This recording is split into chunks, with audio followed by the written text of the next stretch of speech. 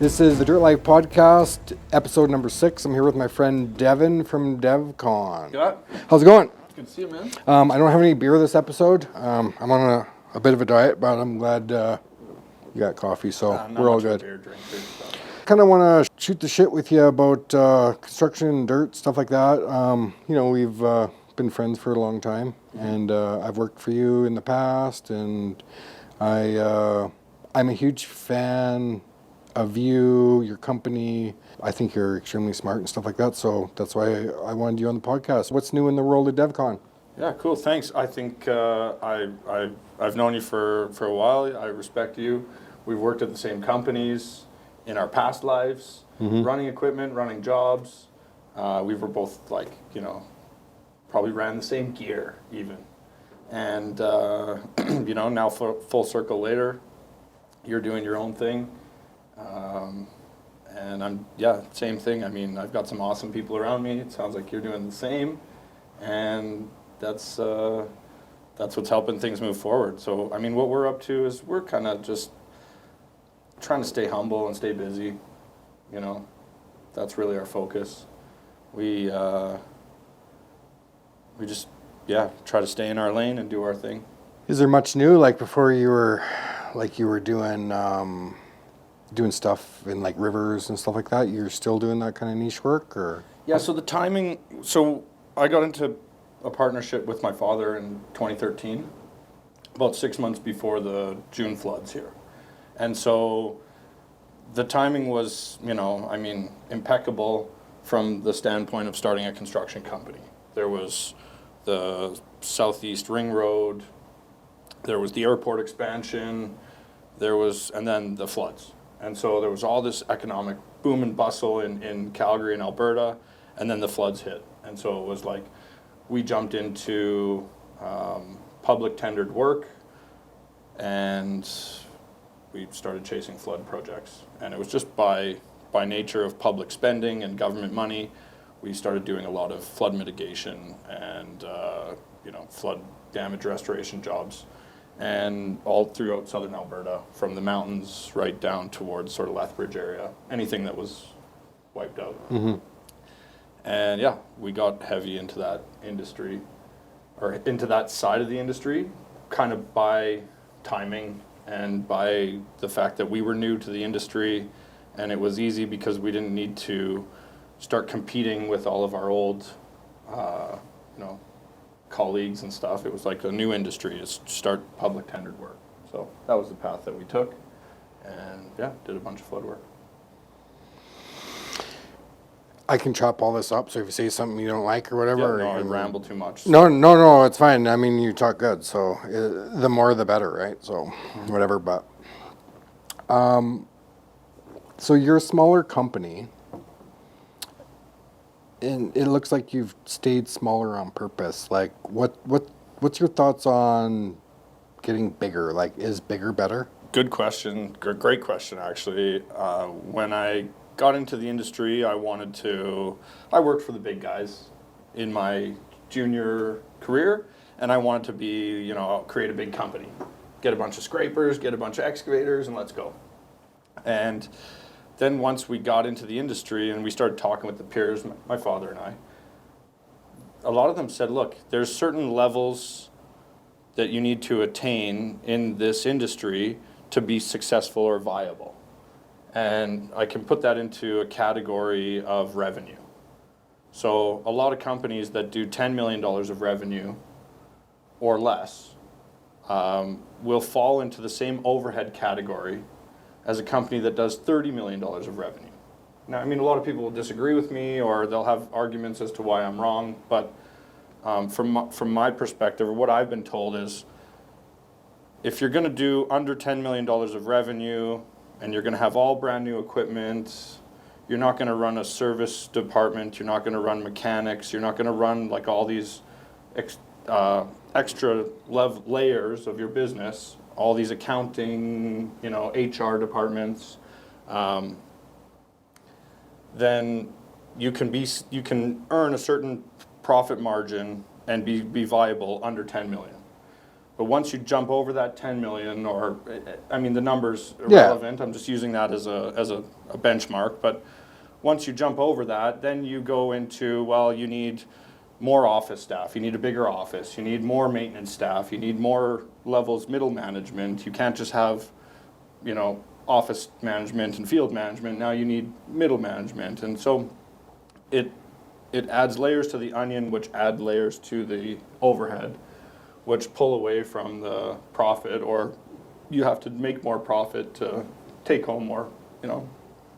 And so at the end of the day, we're in business to make money and to stay busy and feed our families. And so, yeah, I think I was always told it's bigger is not always better, I guess. So you're saying if you're bigger, it doesn't mean you're going to make more money. Yeah, you could be doing the same profit on a larger revenue. And so if you're netting the same profit on a larger revenue, and I mean net profit, take home profit is equal to, then why take more stress on and more liabilities on with the bigger risks? You have to decide where you want to play in this game. Mm-hmm. And maybe that was my competitors trying to keep me smaller, you know? But also from my perspective, it was trying to manage my risk. It's like I don't need a ton of stress. I don't need a ton of headaches. I have enough with, you know, running a business and having a family. And I would imagine it's quite difficult to deal with like 100 employees or more, whatever. Like for myself, I've never been told nothing like that. I kind of assumed. When I'm doing the accounting and my wife's doing the payroll and my father's managing this and Tyler's doing that, we're all involved. Maybe we're more stressed that way. Maybe it would be less stressful if I had a controller and I paid the controller a handsome salary and they managed all of the accounting. And if I had someone that did payroll and my wife wasn't involved, and maybe that would be less stressful, but then it would mean I would have to do more revenue. And so You need more jobs. You need bigger jobs. it's that yin and yang and that balance of what you're comfortable with. The other thing is no joke, I was on a D6N yesterday. Love it. I was going to be on a D6N this morning if it wasn't raining. So I can get on the tools. Don's on the tools. Tyler's on the tools. Tyler was on a D6 Next Gen yesterday. He would have been on it today if it wasn't raining. That's the way we function. We're busy right now. We get out and conquer where we need to conquer. We clip the tallest tree and we keep moving. And so when you're a big, huge company and everyone's like, oh, I'm the CEO of this and I'm the VP of that and whatever, people, you know, it's like it takes away that ability to pivot and be nimble. And we like that. We like being nimble. So I don't know. I guess that's a couple integral people told me at the start, that kind of analogy about the 10 million to 30 million to $100 million a year businesses and the layers that you need to add on. And so we've always said, okay, well, let's stay in our lane, let's stay small, and let's focus on, you know, I don't have a helicopter, I didn't fly in, you know. And so we've always stayed humble, and it's like, you know what, I like shiny stuff, but it doesn't define me. And so I'm the same way. Yeah, it's like, I like, if I can afford a nice thing to go buy it cash, I'll go buy it cash.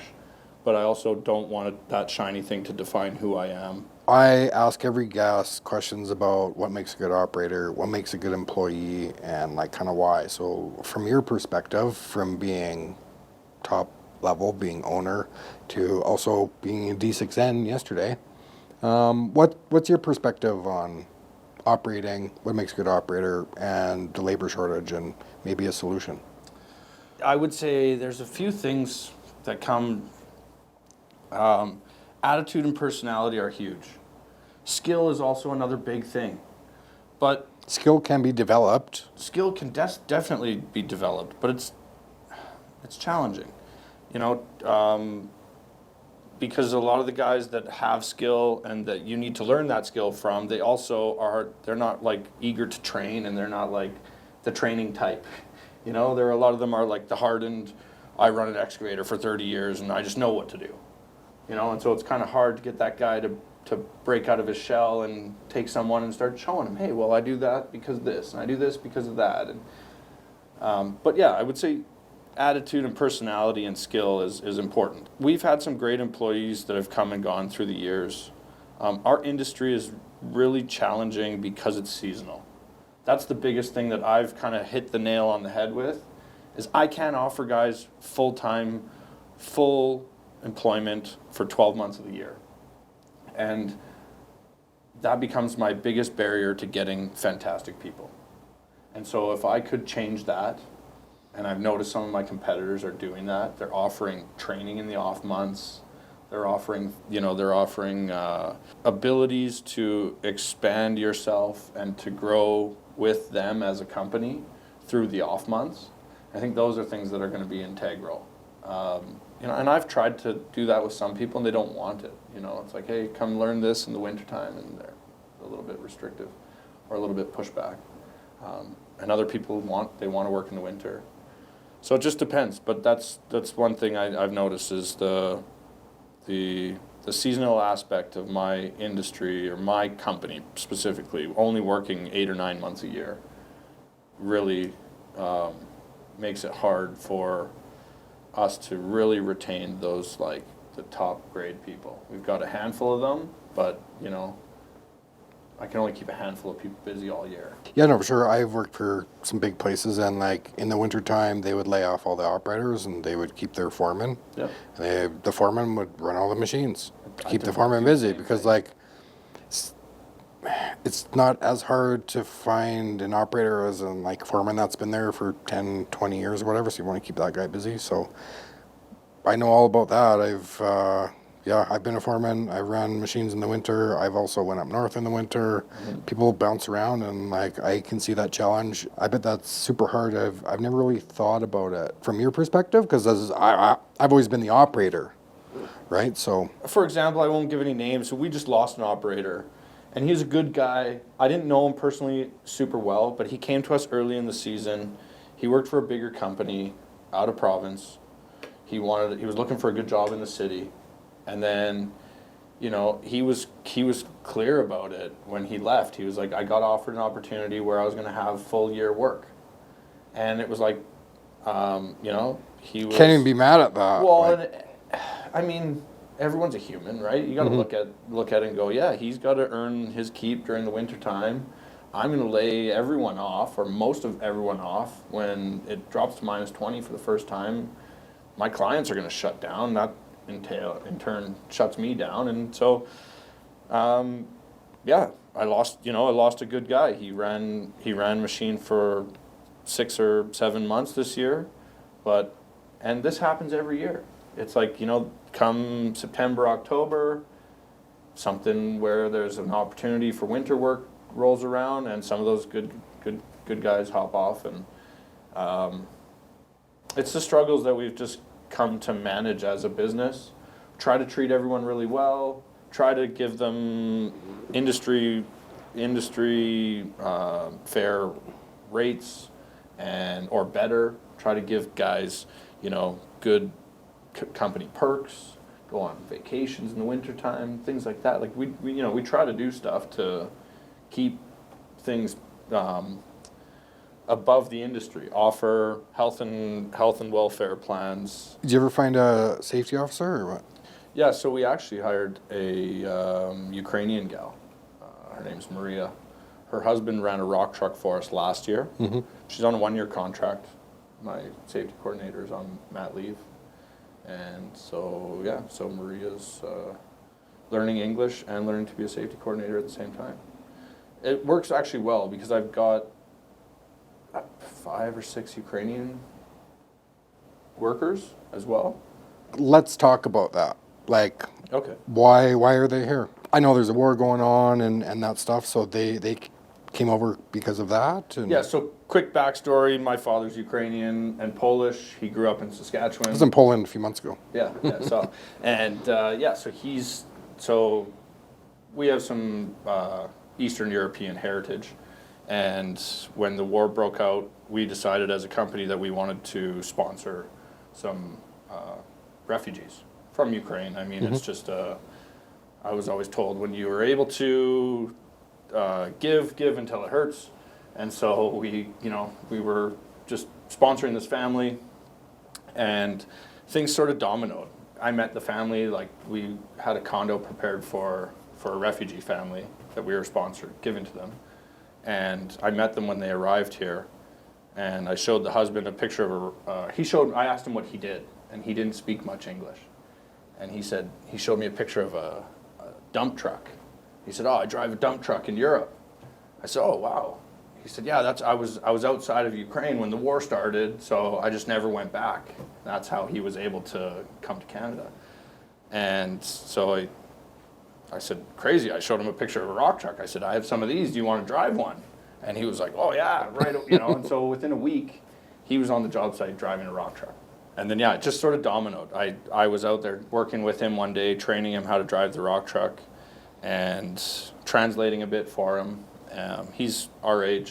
He didn't plan on coming here, and he didn't plan on learning to speak English like overnight.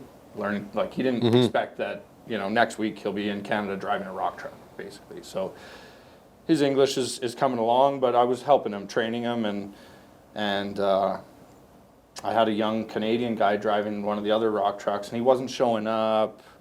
He wasn't doing what he was supposed to. He was kind of just... Yeah, because he has first world problems. Like, his life ain't hard. Yeah, he wasn't a great operator. And so one morning he didn't show up, and I said to Sergey, "Sergey, I wonder if you could post in one of your Telegram groups or one of your Ukrainian in Calgary groups if there's any other Ukrainian guys looking for a job, man. You're here every day. You're eager to work. You're thankful." And I said, "This other guy isn't." So sure enough, he posted in a Telegram group, and I didn't communicate this effectively. But the next morning, there's two guys standing there at the corner of the job site. "We're here waiting, We're here ready to work." And he's like, "I've got 2 trainees for you." And I'm like, "Oh man." I'm like, we needed to orientate these guys. And I'm like, "Okay, well here, let's take one at a time. Let's see if they're any good, if they can run this rock truck." And we hired both of them. So then I had Max and Vova and Sergey, and then it was and then, this was a year ago, and we couldn't find anyone. Couldn't get any employees. So then I said, "Hey, I need an excavator operator. Not a skilled laborer, but I need an excavator operator." With experience. Yeah. So he put out an ad, and I gave him a financial incentive. I said, "Look, if you can bring a skilled excavator operator in the door, I'll give you $500. And if that excavator operator sticks around for 3 months, I'll kick you another $500. And so he's like, "Okay." So he had an incentive to bring someone good to vet party. the right person, kind of. And I mean, you both vet them or whatever, but I gave this incentive to everyone at the company. I said, "Look, we're trying to find good people, so put the feelers out for your friends or anyone looking for a job." And so, sure enough, I got Sasha. He's got all these certifications for running an excavator in Ukraine and Poland, and I'm like, "Okay, put him on an excavator." I've never seen a guy dig such a clean borrow pit, And so I was like, wow. I had 4 or 5 Ukrainians working for us at the end of last season. A couple packer, rock truck guys, and then a couple more skilled guys. And then I brought them back, and then I hired a couple more, another guy, Ivan, and a girl, Elena. Ivan's running dozer. Elena's a laborer. She's young. They've become a part of the team. The situation for them, most of them, they fled from a war. They fled from a conflict zone, or they were in a situation that allowed them to not return to a conflict zone. So most of them are just, they're here. The one young guy, he sends money back to his mom every 2 weeks. It's pretty heavy stuff. That is heavy. I couldn't imagine. I love that you're doing that. I like helping people too. That must feel amazing. You don't house them all, right? Just a couple of them? Between the posts, dead honest with you, I got my personal name on about 5 or 6 leases.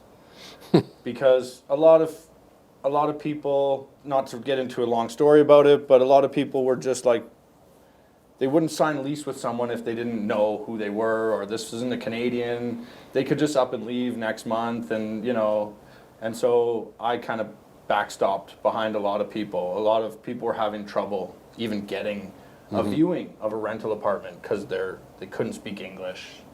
They Didn't have a referral from the last place they exactly. lived. It's like, where are you coming from? Oh, overseas. Well, no, wouldn't even respond to them. So I'd phone that landlord and say, hey, I'm Devan from Calgary, and you can Google me and my construction company, and I'd get a phone call right back. And then I'd go in there and sign the lease and put them as tenants.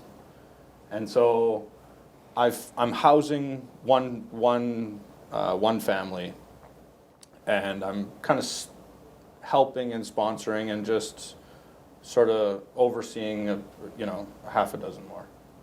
Just kind of making sure that they're okay. And I got a friend that also has a construction company. He ranches, and so he'll call me every couple of months. Hey, I'm gonna slaughter a couple of cows. Do you want some? And I'll phone my Ukrainian friends. Say, hey, you guys want some beef? Distribute half a cow to amongst a couple families. Just that kind of stuff. Just trying to help the community. That was always what business was about. Was like, I'd rather have a small company with a small, close community than, a big, huge fractured. For sure. I agree. And so even like you were saying about employees and circling back to that, people that kind of come in and fit into that community with us, they fit into the company more. People that don't have the same mentalities or don't share the same personal views, they don't fit into the company as well. I'm not saying they don't fit in or they don't, they're not welcome, but you can just tell when someone really fits in with the core values of our company. When it has to be right, you can trust Leica Technology to help you get the job done and grow your business with their cutting-edge technology. Training employees is challenging and expensive, but Leica's simple to learn, simple to use products allow you to get your workforce up to speed much faster. Trust me when I say Leica Machine Control will help you move more dirt more efficiently. For more information on Leica Geosystem Solutions, please visit leica-geosystems.com.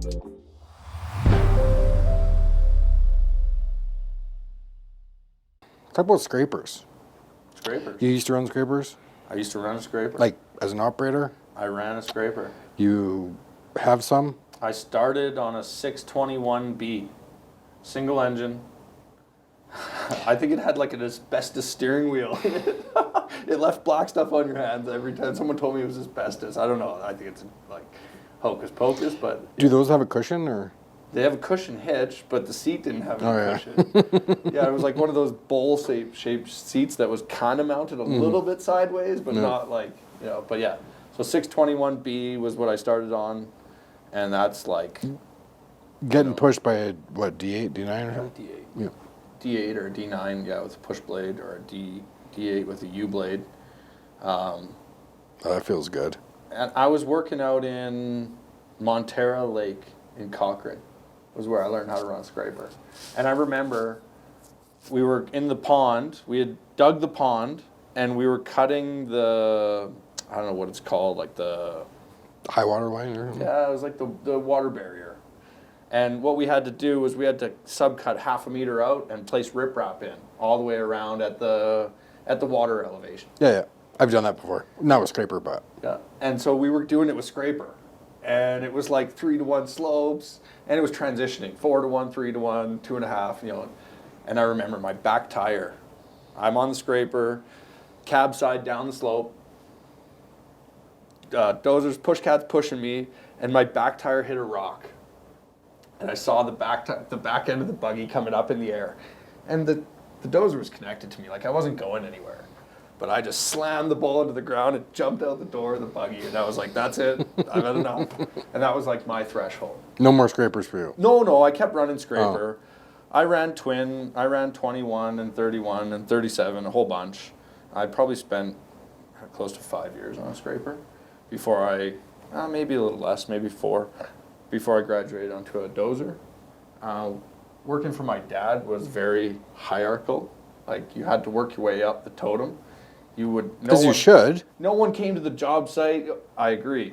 But today's world, it's like, I'm a hoe operator, and it's like a 20-year-old kid running a hoe. So it's a different situation. When I was introduced to the industry, it was like, you put in a season on the water truck, and you become the best water truck driver that you can be. And then you put in a season on the packer, and you become the best packer operator that you can be. And it was like you had to be a professional on the tier below in order to advance to the tier That's above. what makes the best operator. Like the guy that sprays the water works a lot with the packer operator. So like if they understand each other's jobs, you're a better operator. You got it. And that was integral for me in my training, in my career, was you had to master one level to become the next. So ran scraper for 4 or 5 years. I was on a twin working by myself, doing a lot of finish grading and a lot of my own sort of cleanup work when I graduated onto a dozer. I have a scraper now. Just one? Just one. We just have 127. We don't use it. It's parked. It's rusting out right now. It's for sale. Someone wants to buy it. No, it's a great asset, but we don't rely heavy on them. The scraper industry, as you know, is a very, very... Only the big guys. It's a capital-intensive industry. It's a fuel-intensive industry. It's employee-intensive. Like, everything about it is intense. You got to have the work. You got to have the people. You got to have the mechanics. Like, it's just, the whole thing is just very... I don't envy anyone in that space. If you're in the scraper game and you're good at it, good for you. I like scrapers. I like owning one. It's a lot of work, though. If I could afford to own a couple of them and just have them, just for the odd project here and there when I need them, I would love that. I'd love to have a couple of G's or K's, just nice ones. Keys are plastic and... But the warranty True, yeah. My business model, Yep. right? They fit. It's like no serviceman, no mechanics. It's like, hey, auto greasers, and like they'd work good for us. If I just had a couple, and Finning came and serviced them one, that sort of play. But outside of that, it's not really our cup of tea. We have a ton of experience. We came from the mass earth moving industry, and so we have a lot of experience with that big stuff. But yeah, your dad's like an old school legend, is he not? Like... He's like he had some interesting nicknames back in the day. Truck 22, and there's a few ones. But so we know how to move dirt of scale, but competing in that market, being a father and son and friend business without huge capital and without the drive either. We don't have the drive to like be big, huge scraper dirt movers. So we kind of wanted to get away from that. Actually, was sort of our goal, was like, let's do more intricate work. Let's do more niche work. Let's do projects where you're not moving a pile of unvaluable dirt from A to B, I mean, as cool as it is, like, shit's kind of boring at times. Like, man, I ran a scraper. Doing laps in a scraper. I ran a scraper down a hill in Cranston for 2 years straight. The same scraper down the same hill, for wages. It sucked, a means to the end. Like, I was doing it for a purpose, but at the time, it's mundane, it sucks. I don't know. Scrapers are, it's a tough one. I don't want to offend anyone, but scraper operators are... Let's talk about it.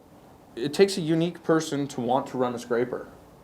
I did it, I'm one of those people. I know what it's about. I'm a little unique. I ran a buggy for 4 years. I bounced around in there. I hurt myself. I'm paying the price today. When I go and pick up my daughter and my back goes, ugh. It's like, you ran a buggy for 4 or 5 years. When I was a foreman for Sherway up in Fort Mac for, I forget for how long, but it was back in 2013. Ran a fleet of 26 57s running 2 trains of 10 or 8 because we had some broke down all the time. But long story short, I forget his name. I worked with his son at Kidco, but his dad, he ran scraper for 40 years. Loved it. Was good at it. Fucking can outdo every young guy. Just bouncing like a motherfucker in this thing. Like, he never gave a fuck. Like, I don't, like... We used to say, like a pea in a can. You're in that cab going ding, ding, ding, ding, ding, ding. He blew my mind. Like, how can you do this for 40 years? But some operators just want to run one machine. They don't want to advance. I mean, that's fine because we need scraper operators. Mm-hmm. You know what I mean? But...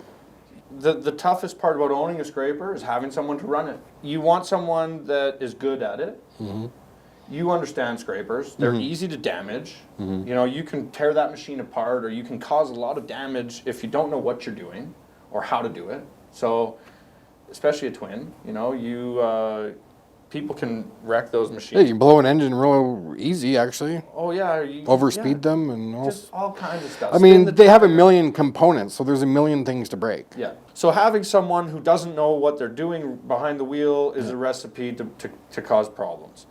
But then having someone who's a really experienced scraper operator, they expect a certain quality of scraper, a certain level of pay, a certain volume of work, a certain amount of hours, because that's what the industry affords them in my competitors' shoes, right? And so I have to be able to offer them what the big guys can offer them to run my scraper. You know, alternatively, I need someone like myself who will say, oh yeah, I'll hop in a scraper for a few days, you know, and then hop on a dozer or whatever. So I find that I've also, in running in the industry for a decade or more as an operator, some of the most colorful people I met in my life were scraper operators. You know, some of the most troubled people I've met in my life were scraper operators. Some of the most fantastic people I've met in my life were scraper operators. So you get quite a variety under that umbrella, but it's just it's an interesting group of people hiring scraper operators. So I don't envy the companies that have fleets and fleets of scrapers, because the maintenance and the fuel and the operators are just very big nut. What do you hate about construction? What do I hate about construction? Oof. I like to bring this up on every podcast because, like, most times shit doesn't get fixed until you talk about it. So, like, I like to hear people's perspective about what they hate about construction. I have a long list of shit I hate about construction, but One of the biggest things that I hate, that I see a lot, is ego. I see it from my clients. I see it from my competitors. I see it from my internally. You know, I see it in the industry. I think ego, and I don't know that there's any way around it or any way to fix that, but I just think that it's not that important. You know what I mean? Sometimes people need to take a step back and realize that, you know, things are important, but they're not that important. A lot of people are like, oh, I'm the best there is and the best there'll ever be. And it's like, well, there's a lot of really good people out there. There's a lot of really good dozer operators, really good hoe operators. There's really good supervisors.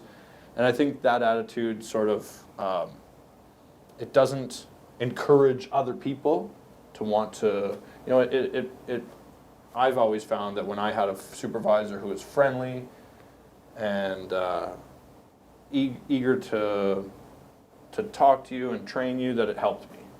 I found that when I had a supervisor that was really egotistical,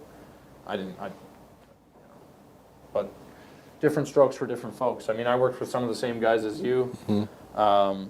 I liked some of them, you know. I don't miss getting yelled at. You know, when I was trained in the field, you were trained with an iron fist. All the crews were like that. Mm-hmm. It's not that way today. I would hate to be the best, because that's like something you have to like live up to constantly. The attitude that there is, you know it all, or I'm the, you know, it's like there's too many people in our industry that are that way. A lot of the vets in our industry have got that attitude. They've been doing it for so long that, you know, it's like, well, there's more than one way to skin a cat. I differ a lot from my dad. My dad's, you know Don. Mm-hmm. He's a very different individual. There's a way to do it. This is how it gets done. That's that, you know. So it's kind of like we're totally two different people. Okay, so have you worked anywhere interesting? Australia. So I worked down under. I was backpacking in 2005, 2006. I did backpacking when I was young, and I had been traveling on the east coast of Australia, doing the backpacker trail thing, and then I flew over to Perth. I heard it was like Alberta. Everyone's like, oh, Perth, Western Australia is like Alberta, Perth is like Calgary. I wasn't living in a hostel. I couldn't find a job. I was doing the internet thing, and I went for this job interview. And they're like, come to our office, come do our like onboarding safety video. You're gonna go work up in a mine, up in the middle of nowhere, up in Kalgoorlie or something. So I go into this interview, and they sit me down at a computer screen. I'm with another backpacker, another guy from Ontario named Peter. And they sit us down in front of a computer screen. They're like, okay, you're going to go into this mine. You're going to enter this portal. And you're going to enter onto this machine. You're going to go 1 kilometer below the Earth's crust. And I'm like, whoa. Yeah, I'm like, you didn't tell me this is like, and it's like deep core mining. And they got all these machines underground. And I was going to be helping a driller. So it's like a driller's helper. You're basically like taking sleeves of like samples from a driller and putting them on a tray or like core samples or something? Yeah. And so it was like, but the minute they said you're going down the portal 1 kilometer into the Earth's crust, I was like, no, not for me. That's not my thing. Like, I'm not interested in that sort of but that was like their onboarding. Were you scared or what? No. I mean, it's pretty freaky.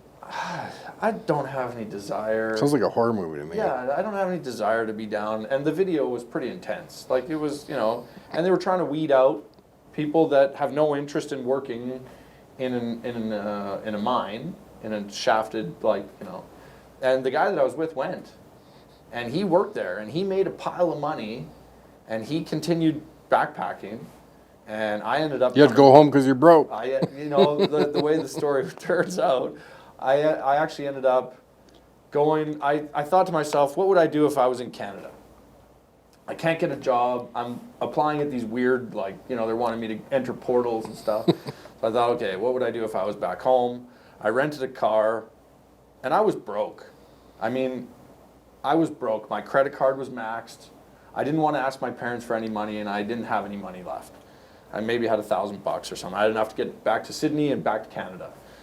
And so I was like, okay, I rented a junky car. I drove to the outskirts of the city, and I found yellow equipment. I saw yellow equipment moving, and I went to the supervisor, and I said, hey, I can run this. I'm from Canada. I can run these. I can run that. And he was like, okay, tomorrow go orientate here.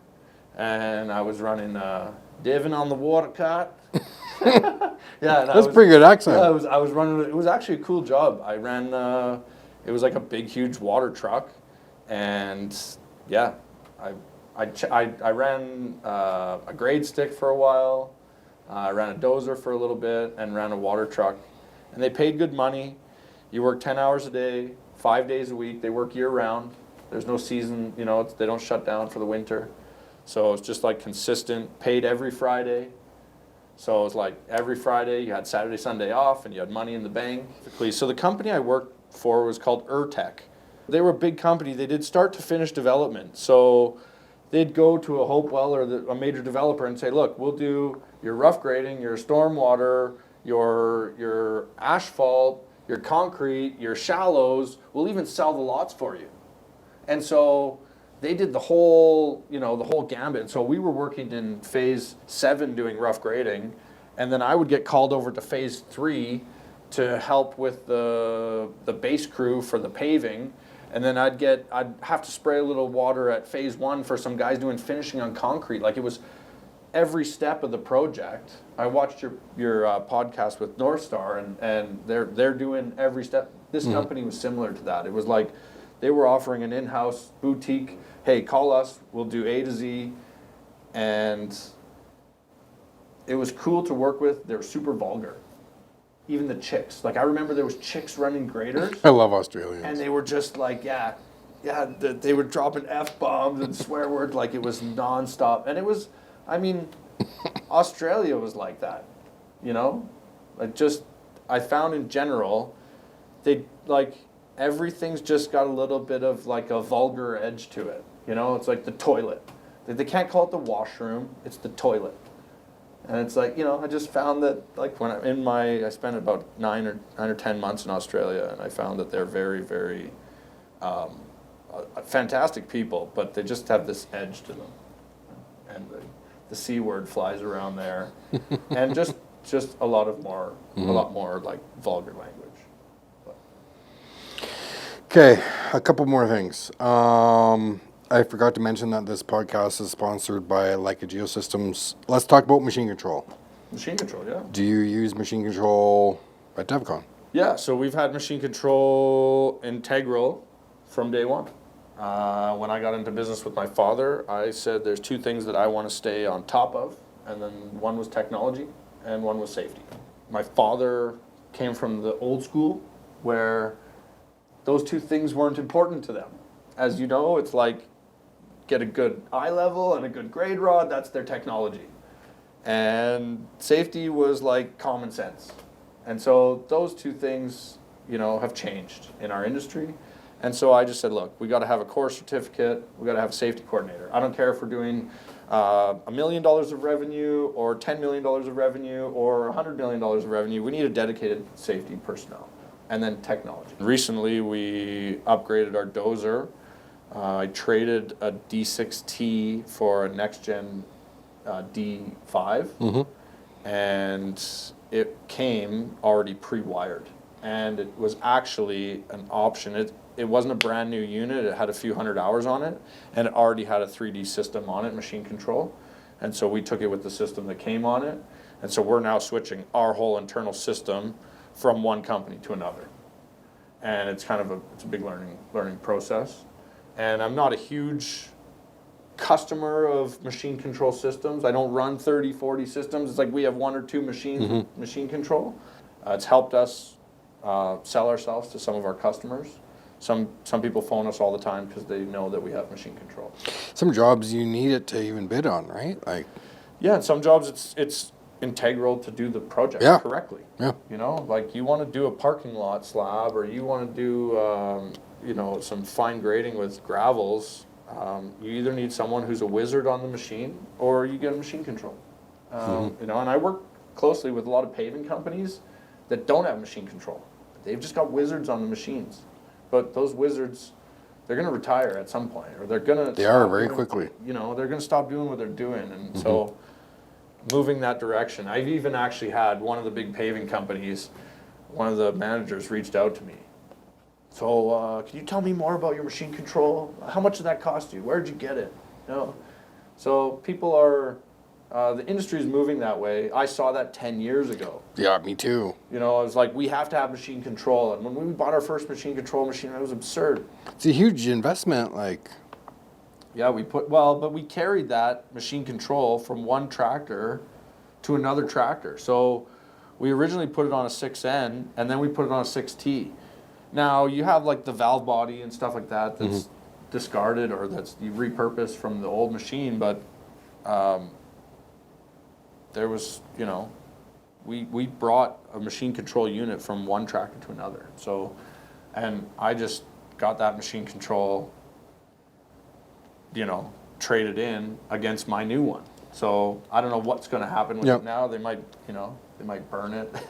Who knows? But you're online. You're not too active online, but you're online. You're watching what's going on. Yeah. What's some good shit you're seeing? What's some trends you're seeing, construction-wise, online? Like what's going on online? There seems to be more interest in our industry from the younger generation. I'm seeing, we've got a couple of younger staff that are showing interest in what they're doing and interest in learning more and interest in showing up for work. So I'm liking to see that. I'm liking to see that you've got some younger influencers that are shining some spotlights like yourself. I'm not an influencer. What's that? I'm not an influencer. No, but you know what I mean. Like I know, But there's actually some. I like to see the movement that's going forward with social media and our industry as a whole. The footage, it's awesome, man. To put it into perspective, if you went 5 years ago and looked for something about an excavator or a bulldozer on the internet, it was hard to find something. If you found something, it was probably yours, for starters, on YouTube. One of them, whatever.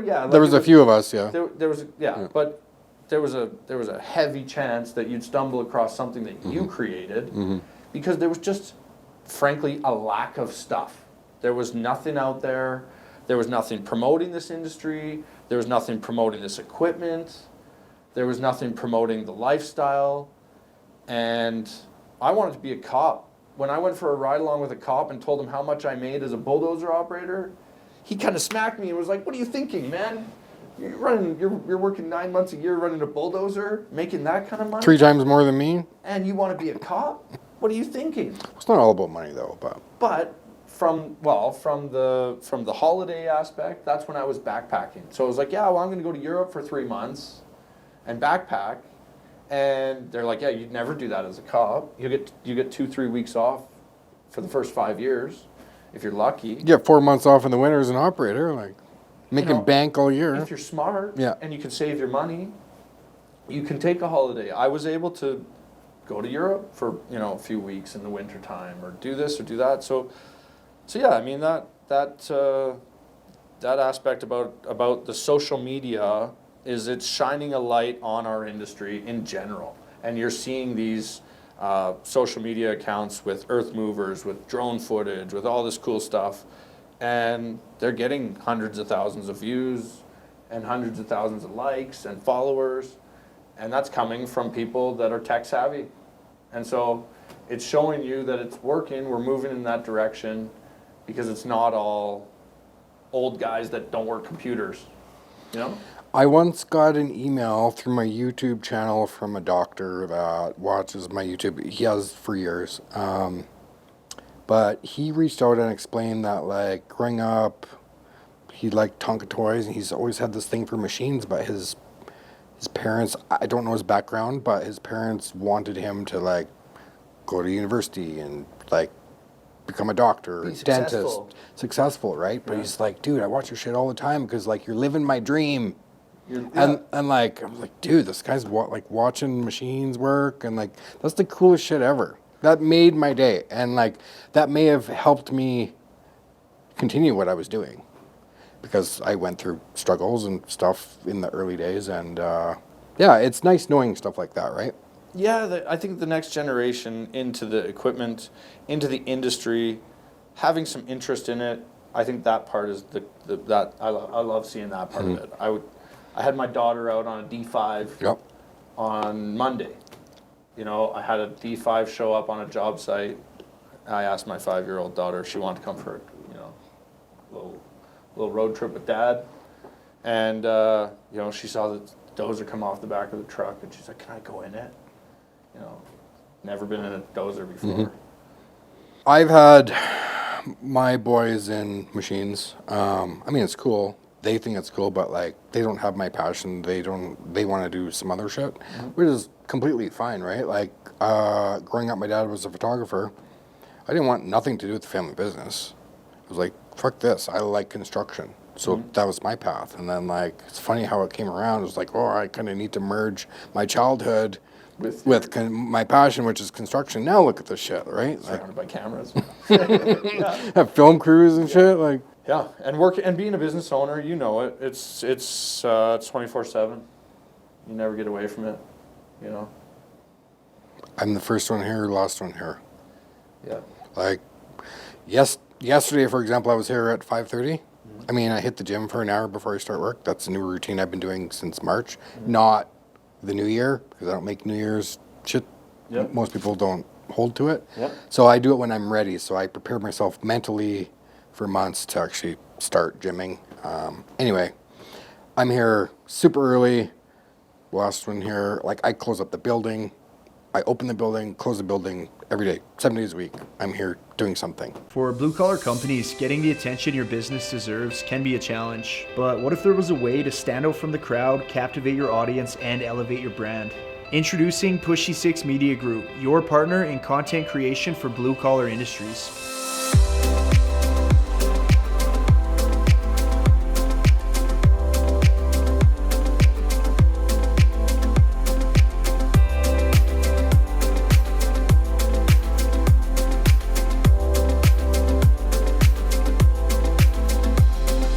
At Pushysix, we create compelling social media content that speaks directly to your target audience. From eye-catching videos to stunning photography, We create content that showcases your capabilities and expertise. But it doesn't stop there. We'll also help you grow your social media following, ensuring your message reaches the right audience. Don't settle for being unnoticed. Let us be your partner in getting the attention your business deserves. Contact us today and we could get things started. I was just in Minnesota with a company. They asked their employees what they want to do. Like some people want to work on the small jobs alone, or like small crew. Some people want to work on the big jobs with all the action and stuff like that. So like they're actually placing people on job sites or task jobs with what they like doing. Yeah. I mean, and they have retention like better than I've ever seen. They're all also a small company, but I mean, you gotta do stuff like that to keep your people happy if you want to keep them these days, you know. So Letting your staff have a little bit of input into what they're doing or where they're, you know, where they're good at. there's a balance to that, obviously, but Yeah, and we're also small. It's Tyler and Yeah. Chase and myself. We're kind of like the, you know, the office management team. And so we'll shovel things off to each other knowing, hey, if, you know, they know that I'm better at writing an email, or when it comes to something confrontational, or could be confrontational, they'll pass it to me. Hey, Devan, proofread this. You know, I know that my writing skills might be better. But then when it's something technical with an equation, I might toss it to Tyler. Be like, hey man, we know that your math skills are better. You know, we'll you know, and so we try to bounce things off of each other. You know, try to use each other's skill sets where they're strong. You know, where they're stronger, and try to, you know, if I know that Chase is more soft spoken, he's not intimidating. He's not usually the bad cop in the, you know, in the conversation. So we know that about Chase. So we just, you know, make sure that we don't throw Chase in those situations where he's got to be the loud vocal one, because he's not that guy. Mm-hmm. Yeah. What do you want to talk about? I mean, you have a voice here. You've got a platform. You can talk about anything you want. Everything we've purchased this year has been Caterpillar. Why? They've been treating us really good. The product is fantastic. We're getting good service. When things, like, everything's not perfect, and you got to understand that. And a friend of mine said they're all good when they're running, and they're all junk when they're broken. And so That's the truest thing I've ever heard. it's, you know, and so it's just it's like Caterpillar, Finning, they've come to the table when there's a problem. We had a problem with an undercarriage, they were on it. They immediately resolved the problem, and they were responsive. We've got a problem with a loader, they're on it. They come to the problem, they're responsive. Now there's times where they've dropped the ball, but we'll call them out and say, look, you dropped the ball on this situation, and they resolve it. The value of the gear is stronger. Cat just holds a higher residual value. It's 10 to 20% higher depending on the piece. The quality of the equipment is just better depending on the piece. There's some pieces of Cat equipment that we haven't gotten into yet. Excavators. I'm not running Cat excavators. I'm still running Hitachi excavators. I've got a couple smaller mini Cat, like a 308 and a 305, but my bigger, like my 25, 35 ton hose are all Hitachi. Why? It's Because they're awesome. Because they're awesome. I love Hitachi. I mean, I like both brands, but each brand has things they make really well. Yeah, so back to earlier, kind of getting the employee input. I don't want to thrust an excavator on an operator. They doesn't want to run. They doesn't want to run because he'll just walk, you know. And so if I've got an excavator operator that's been with me for a decade or half a decade or, you know, whatever, I'll have some input from him and say, hey, I'm actually having that conversation right now about a zero swing 35 ton hoe versus a traditional 35 ton hoe. So a 350 versus a 345. And I've got a 345 and I've got a 350. And we're contemplating, one of them's on RPO and one of them we own. We're contemplating selling the one we own, that's a traditional 350, and converting the the 345. I love the 345s. Those are sick. And I love it too. As an owner, I'm like, man, that's a sick excavator. You know, I just think it's a sick excavator. But I'm not an excavator guy. I'm a dozer guy. Yeah, yeah. And so I asked my hoe guys, like, what do you guys think? And one guy just said, man, do you run hoe? I was like, I can save my life on an excavator, but I'm not a hoe guy. But I can run them. But he said, yeah, you know the feeling of having a counterweight there. I said, yeah. He said, it just gives you so much more balance. When you're trying to do something, when you're reaching out far, when you got a big loaded bucket, when you got a thumb on in a loaded bucket, and, you know, that counterweight is just a nice feeling. And so I said, yeah, you know, and that's why I'm talking to you, asking you your perspective before I just go and make a decision. The zero swing has about 2 to 2.5 feet less reach. It also, you're running a 250 class attachment, not a 300 class attachment. So your capacity of your bucket size goes down. Marginal, yet it's going down. See, I never knew this. But Yeah, so it's going down. Also, it fucks up your entire fleet of attachments, because all my attachments are rigged up with 300 class top plates for my hoe pack, and you know, it's all rigged up for 300 class. So now I've got a 245, so a 25 ton zero swing that takes 200 class attachments. So it kind of fucks up my attachment class, because I've got 200 and 300. Now the 345 comes in with this 250 class attachment. So I think they missed the mark on that one. I should say they should have run 300 class attachments on a 300 class hoe, but it's not a 300 class hoe, and it can't support 300. You know what I'm not trying to make this convoluted. yeah, no, You understand I'm learning where something here. No, this is great. So where I look at it is, it's like you've lost a little bit of capacity, you've lost a little bit of reach, and the machine is more money to buy it. You're probably, I don't know, 5 or 10% more on the ticket to purchase it. So you have to really need that zero swing. You know, it has to be benefiting you to have no counterweight. If you're not putting a counterweight on because you hit the pile every now and again, you got to repaint it. It's for couple tight times a year, spaces and yeah. then it's like, whatever, man. $500 in paint a year is going to save you, you know. Yeah. But yeah, so to kind of break that down from my logic is, I like the zero swings. I think they look better. I think that it has more capability, and that's where I'm going. Is I'd rather have the capability to be in a narrow place than not have that capability. But you're losing a little bit of reach and a little bit of capacity. So if you're baling, you're loading 30-ton trucks with that hoe, it's probably not the right or the right gig. Well, yeah, that's not the right application for it. Like, it's not a bulking machine Yeah. for one. Yeah, it should be more of a, you know, a technical machine. If you needed to load 30 trucks, 30 It can tons, do it, but yes. But if that's the lifespan or the intended life for it, it's not, you know, a 350 or a 470, 490 is probably more of your choice, right? yeah. So cat skid steers, cat dozers, cat grader, cat scraper, cat loader, cat mini hose. You know, we're pretty cat committed at this point. But do you have a cat tattoo? Don't have any tattoos.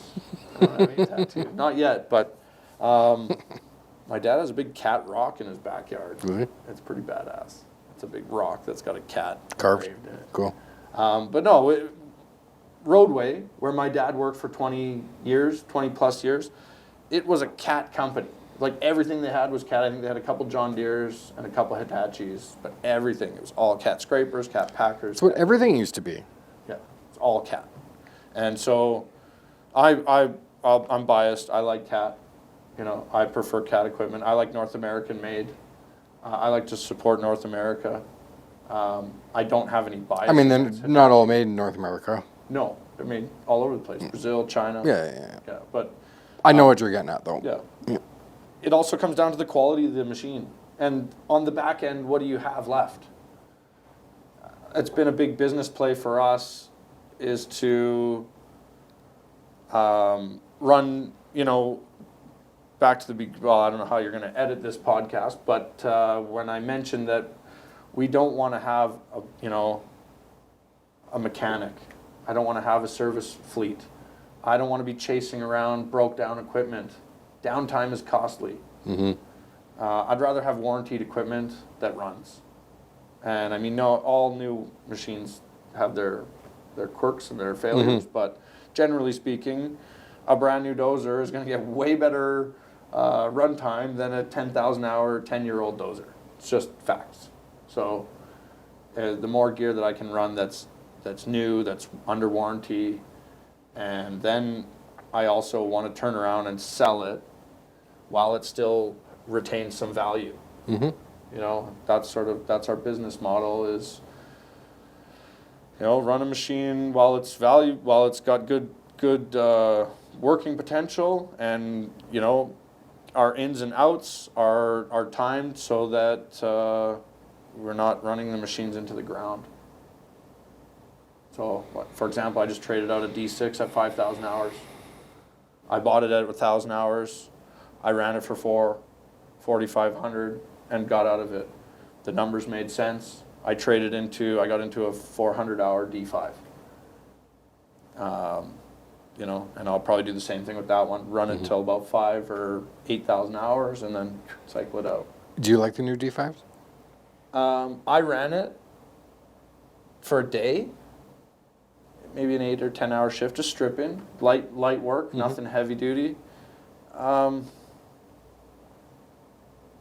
like it, but there was a few things that bothered me. There was a weird, and it might have been, this wasn't our tractor. It's actually, I'll preface, I rented one from another company before I bought one. I rented one for a month just to test it out, to see if it was the fit. And it had a problem. I think it was the specific tractor. I don't think it was there was nothing about the style or the design. There was a problem with the braking and the transmission, the clutching or something. It was clunking or hesitating. They all have that. They do, eh? The D5s? Yes, he was my first As far as I know, because like when I went to Arizona, the proving grounds, testing grounds, whatever you want to call it, I had the same issue with the D5. And I was like, I actually don't like this machine. The transmission sucks. Like, it's clunking constantly, especially between going from like reverse, forward, neutral. Like, it's clunking all the time. You found the same thing? Yeah. Okay. And I was told it's a software problem. Yeah, so, my experience on a 2021 D5 that we rented, it had a couple thousand hours on it, maybe 1,800 hours on it. It clunked. And I was like, wow, this seems like, and you know what? When I got it, it was spring. They had just cut the corks off of it. It showed up on site with the ripper teeth worn out, the cutting edge worn out. I'm like, oh, someone just beat this thing up in the frost and they've ruined it. And so my immediate thought is there's a fault, there's a problem with this tractor. And so I notified the rental house that, hey, it's got a significant clunk in shifting from forward to reverse, forward to neutral, forward to reverse. You have to be like at a specific RPM. You gotta feather it. And you have to super feather. And it was like you're running a tractor all day, going from forward to reverse all day. Like, this can't be a normal, part of this functioning machine. Now, the one that I bought, I haven't run it. So I've only owned it for a month or a little over. I haven't actually been I've been in the seat, but I haven't actually run the machine and put any time in it. So I need to try it out, talk to the guy who's running it, and try it out. And I mean, it sounds like it might be a common problem. It might be something that's just universal. Like when they first came out a couple years ago, I forget what year I was there with the D5 in 2019 maybe. But yeah, I brought that up to the head dozer guy at Caterpillar, and he explained it to me. I was kind of drunk. I kind of forgot a little bit about it, but said it was, software. Our industry is definitely, it's bizarre. At $1 million a pop for this stuff, it's crazy. It's absolutely crazy. how some of these guys have these fleets. You see the Sherways fleet sitting up north of the Balzac Mall there? Yeah, but that fleet's been paid off for a long time. Well, It's not brand new shit. it's all 1980s, 1990s equipment, but still, at the price of it today, just the inflation, those machines have doubled in value in the last couple of years. They have the largest fleet of 657s in North America. They have 100 657s. They also have 637s and 27s and shit. They have 100. When I worked there, they had 100 657s. They've probably got 20 of them just Yeah. sitting there. I used to run a fleet of 20 in That's crazy. Fort That's Mac. wild. Crazy. The fuel consumption. I get, the financing. I'm trying to remember how much fuel we were going through a day with like 18 to 20 and like mind-blowing. Electric equipment. I touched on this topic a couple episodes ago. It's not out yet, but Something that makes me super angry and that really burns me is the carbon tax. And all it does is it steals our ability to be competitive with the rest of the world in what we're doing. Electric equipment is such a hocus pocus thing, in my opinion. Like I wasn't at Con Expo. I opted out to not go last time. But I saw everyone's got electric this, electric that. There's I hate it. blue stickers and green stickers on every machine. And then you got to carry this tower of batteries around with you to run your excavator. It's just like the whole thing is just a joke. And I'm just curious to know what your take is on it, because I did the math on I run all the accounting for Devcon on a controller basis. I'm not the accountant. We hire an accountant, but I do all the low-level accounting. I have a bookkeeper that reconciles for me, and then an accountant that manages the accounting. But I can see all of my accounts and how much I spend on each individual thing. And I've got carbon tax honed in on how much I spend annually on carbon tax. And then my family, my wife gets a rebate check, or my father gets a rebate check. And so I can see, okay, what goes out in carbon tax and what comes in carbon tax, and what's the benefit? what's the difference? Oh, thousands, tens of thousands of dollars is the difference. So what Devcon puts out in carbon tax annually relative to what all of Devcon's employees get back in carbon tax payments, it's a joke. It's huge. We're at a net It's a deficit. scam. We're at a net deficit of tens of thousands of dollars annually. Now, the biggest component, though, that boils my blood about it is that, and I've had this conversation with a bunch of tree-hugging, left-wing, Trudeau-loving, environmentalists. Is, go look at all my gear, okay? I'm running the latest and greatest Tier 4 final engines. I'm buying the newest excavators and skid steers that I can buy. I've got a Dash 7 Hitachi on order. It's supposed to arrive any day. It's the latest and greatest. It's the best quality equipment that money can buy. It meets California emission standards. It's the cleanest diesel engines that I can buy. And you still pay the same rate as someone else? And I still have to pay carbon tax. Where's the incentive for me as a business To owner? update your fleet to the new stuff, right? Yeah, because the guy beside me, who's running clapped out gear that's puffing out soot, and and he's not running any DEF, or he's not, and his equipment's old clapped out gear. We're paying the same tax on our fuel. I'm getting no incentive for buying the gear that I'm getting, except that it's better for me. It's more fuel efficient, or it's more, whatever the sales pitch is from the machine side of it. But from the government side of it, basically, my point in concern is that there's no alternative for me. If I had an alternative, hey, Devan, if you don't buy the latest and greatest, then you pay this tax. I could digest that. But if it's like, hey, you're doing all the right things, but you're also penalized with this carbon tax that you can't avoid because everything we own is diesel powered. And I can't buy electric. I can't buy green, dozers. They don't exist. Well, it's unrealistic. Like, they don't last a full shift. Won't last 4 hours No, I know. under full load. Yeah, I drive an F-350 Super Duty. My salesman has sold me half a dozen F-350 Super Duties over the last couple of years. That's all we run. That's all I buy. It's like I deploy the mentality, I'd rather be looking at it than looking for it. Mm-hmm. So it's like, hey, can your truck hook up to that trailer and pull it across the city? No, it's not really a truck. Get a truck. You know, it's like, so we've deployed this mentality that we might as well all have trucks. If we're gonna have a truck, like I was paying $1,000 a month for an F-150, or I was paying $1,200 a month for an F-350. It's kind of a no-brainer, right? Get the F-350s. Mm-hmm. So I said to my Ford salesman, I want to demo that electric truck. I want to see if I can pull a skid steer across town. He's like, no, you can't do that. Weight capacities, towing capacities, ranges.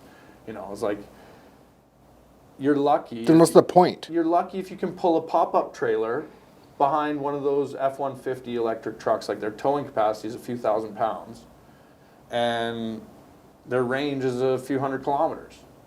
So I'm going to demo one. The guy, he told me, you should demo one just for fun. They'll let you take it home. They'll let you take it for a couple of days. So I'm going to do it. Just You should pull your 308. gooseneck. Hook up to the gooseneck. It won't even pull the gooseneck. Like a 10,000-pound gooseneck. It won't even. Yeah. But that's my kind of thing that I want to talk about is why are we goofing around? Why is everyone playing into this charade? The technology isn't there. It doesn't exist yet. No one's buying these machines. It's hocus pocus. Like, what are they doing it for? How much money are they spending on this research and development? I get it if you're in a factory or you're doing these one-off projects that are like really unique. A farmer in a barn where you don't want to smoke out your cows or horses, whatever the hell it is. Like, You've got something where it's like, hey, I need this machine on this specialized. Yeah, I get it. That's a total. Those applications are out there. There's tons of them. all the machines that we use are made for certain applications. Yeah. So are these ones. Like, Heavy civil earth moving, environmental earth moving, and doing river reconstruction. You know, putting biodegradable hydraulic oil in the excavators. We throw 5 or 10 or 20 grand per machine, depending on how you want to do it. There's a couple ways to do it. Mm-hmm. Dump the oil out and put the new oil in, but to appropriately flush all of the old oil out and make sure that all you need to flush it with the new oil. It's like saying, oh, take all the blood in your body as type O, and we need to switch it over to a new type. And we don't want any type O blood left in your body. It's like you've got to drain all the veins of all the type O, and you've got to refill Pump the new stuff through it for a and bit. you can't have any air bubbles. You can't have, and so it's like it's a complex process to swap a machine over from regular hydraulic oil to bio. At one point in time, every machine in our fleet was bio. And I say that humbly, it was like 10 machines or something. Yeah. But it was still a significant financial input to have every machine switched over. And we didn't do that all at once, but it was like, hey, we're buying this rock truck. Part of the deal that we're buying it has to come retrofitted with bio oil. And it has to be certified that it's not like 80% bio oil. I need to be able to put a sticker on the side of it and say that this is bio oil, and if there's a spill, I'm working for Alberta Environment, Alberta Infrastructure, government entities. So what, you get sued or something if there's a spill and the wrong oil was in it? Or and so what happens there? That part of it, thankfully, I don't know much. Happens? I don't know much about it, but it's like if you create adverse effects to the aquatic habitat, they can come down pretty hard. And I've never been on that side of it. I've heard stories of people going to jail. I've heard stories of big oil and gas companies or big energy companies or whoever, big companies breaking the laws, getting crippling fines. So tens of thousands, hundreds of thousands of dollar fines. We've always been on the right side of the fence when it comes to that side of stuff. I've never had any environmental claims or issues. We carry a pretty significant pollution policy just for that. You know, doing work in sensitive areas, you have to be considerate of that. I mean, we've had minor spills. I've had a hydraulic line blow in a river, that sort of a thing. You contain it, you clean it up, you deal with it. Yeah. You know, we had one in the city of Calgary where we had to call hazmat, you know, working on Nose Creek. But it's all, if you've put the right things in place, then it's not so much to deal with it. You know, if you've got the spill kits and you've trained your staff how to use them and you've got the right oils, then you're okay. You know, I don't want to be on the other side. I've never been on the other side of it, so I couldn't tell you, but it's probably not fun. But yeah, so that aspect of the industry has been interesting. We've gotten rid of a lot of those machines, and no pun intended, but the flood funding has dried up. There's wildfires. They're now an issue. You know, we've got international instability. I think that's probably our number one concern. I don't think global warming and environmental things are our number one concern right now. I would say our number one concern is probably global instability, and the price of everything is so uncontrollable. Fuel might go, if the Middle East goes into war, what's the price of fuel going to be in the next 12 months? Yeah, because we don't produce enough here because it's Trudeau. Well, yeah. I mean, there's other things, but yeah, we don't have enough energy independence, which we've been, and not to get into my personal views too heavy, but I kind of did with the carbon tax and the mine align with yours. well, and the electrical equipment. I mean, it serves a purpose, but not in our world. Yeah. Not in the heavy civil industry. Maybe in the factories or whatever. But yeah. So yeah, the government, the general society. Why society isn't saying, hey, climate change is not an existential crisis.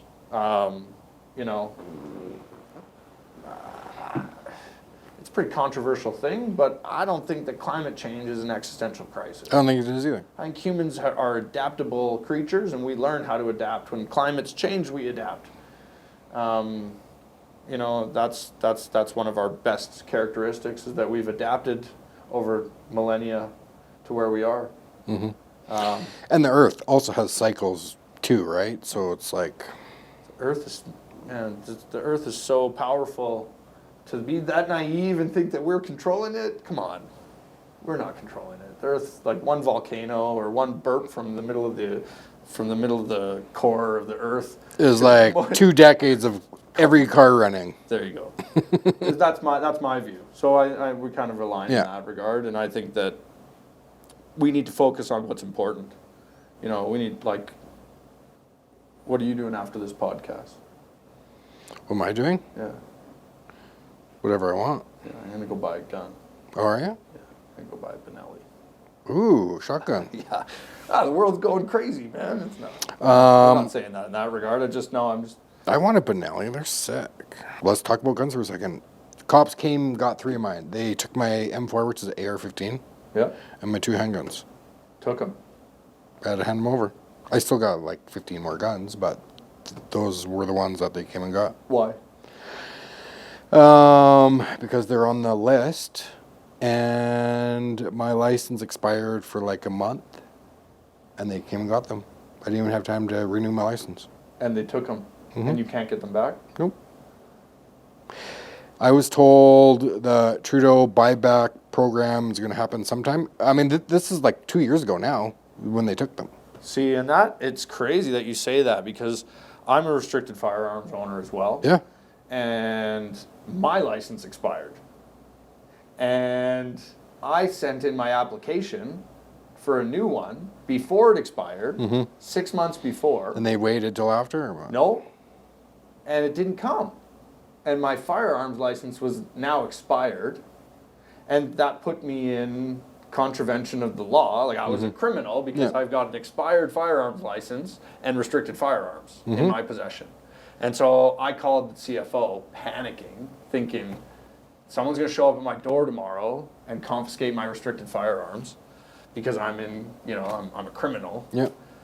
And she's like, no, I can see. She's like, and this was she's like, your license is approved, or shouldn't say approved. It's pending your reapproval. It's sitting here. We don't see that you have a gun club membership. Your gun club membership has expired. So I phoned They immediately. didn't mention that shit to me. So I phoned immediately to one of the gun clubs in Calgary and bought a 5-year associate membership. And So I did too, like when I first got it. Transferred the thing back over, and it was like, and it was all good. But I also was told from a friend that, yeah, if you let your gun club membership or your gun license lapse for too long of a period, the suits will show up and let me see your restricteds and gone. So they phoned me. And told you. They said, we're coming to get them. Have them ready. And that's it. Yeah, they came. Yeah. Came and Nothing you got can them. do. So 2 pistols, they're gone. Yeah, I had a Sig Sauer fucking something 7.76 or it was 9 mil. P220 or something like that. P226 or something. Yeah, like that. some shit like that. Yeah. And 1911. Beautiful gun. 45 ACP. Yeah.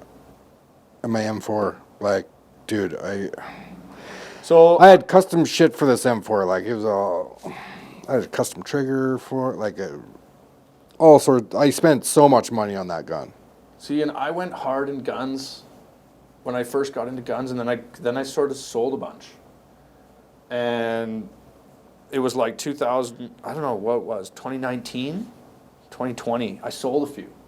And then I bought one right before the pistol thing. So it's like I've got a couple good restricteds, but I sold a bunch. I had a nice 45 that I sold. I had an AR that I sold. I had a Tavor, what was it, TAR 21. Yeah. I had like all these wicked, they're all now prohib. They're all like, can't touch them, paperweights. And I mean, I think guns. I think de-arm. Look at Israel.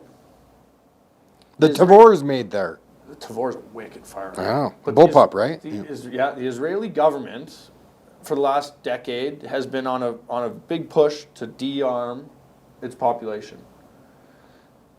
They've kind of been in that Western mentality. Gun control. Guess what they just did in the last 5 days? But Basically threw out all their gun controls. Said, look, we want every civilian in Have our a gun. country to own a gun. So you need to help us protect this shit. when things are peaceful, yeah, gun control makes sense, and but I think we're heading into a time of global instability, and I don't think gun control is a good thing. I don't think like, I'm not advocating to become the United States. Like, I don't think that everyone walking around toting a gun is a good idea. But why has no one ever invaded the United States of any proportional scale? Probably because everyone there has a gun, and I would be terrified to invade the United States. Well, not everywhere. There's a bunch of states that don't. But you know what I mean. Like, the amount of guns in the United States, like 33% of Americans have a firearm. That's like 1 in 3 people you bump into there owns a firearm. So it's an intimidating thing when you're, an outsider looking in. That makes America an intimidating place. I don't want to be that. I don't want Canada to be that. But I also have some level of respect for that. Yeah, no, for sure. Yeah, me too. I fly around lots and like see it on airports all the time. There's like signs out there, don't bring your handgun in the airport. It's like, you gotta remind motherfuckers not to travel with their piece. Like, what? A part of me wishes I could carry a gun around. Well, me too.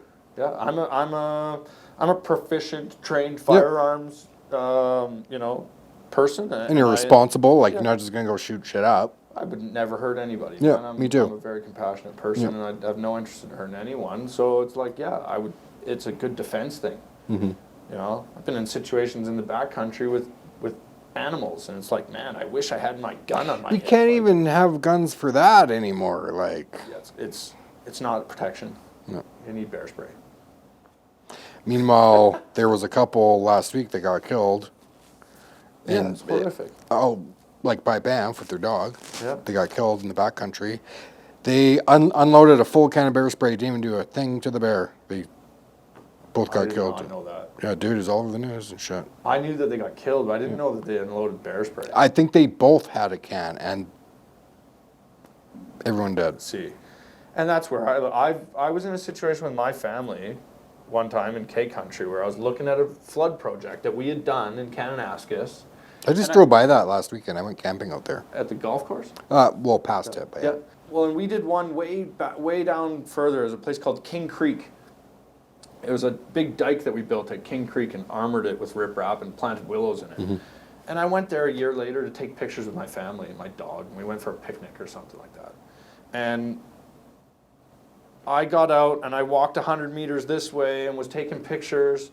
And then I looked back and there's a mom and 3 cubs between me and my vehicle. And I'm going, man, like this is just, you know, my wife's sitting there with my kid in the vehicle looking at me, looking at the bear. And I'm like on the other side. I'm just hoping that these cubs don't, you know, get curious. Because it could have been a bad day. But that's where you'd like, man, I'd love to have a pistol on my hip, even if I had to fire a shot into the air just to scare them off. Totally.